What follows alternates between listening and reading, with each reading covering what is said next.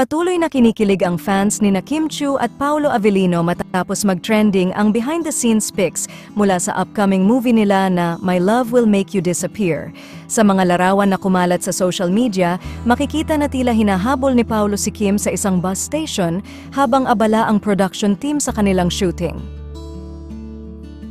Maraming netizens ang hindi napigilang kiligin sa natural na chemistry ng dalawa.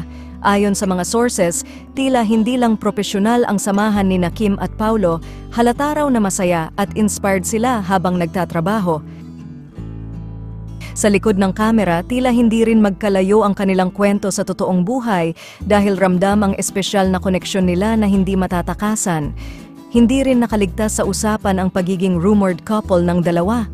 Bagamat wala pang kumpirmasyon mula sa kanila, marami ang naniniwala na may namumuong espesyal na ugnayan sa pagitan ni Kim at Paolo. Lalo pa itong pinagtibay ng ilang fans na nakasaksi sa kanilang masayang tawanan at kulitan sa set.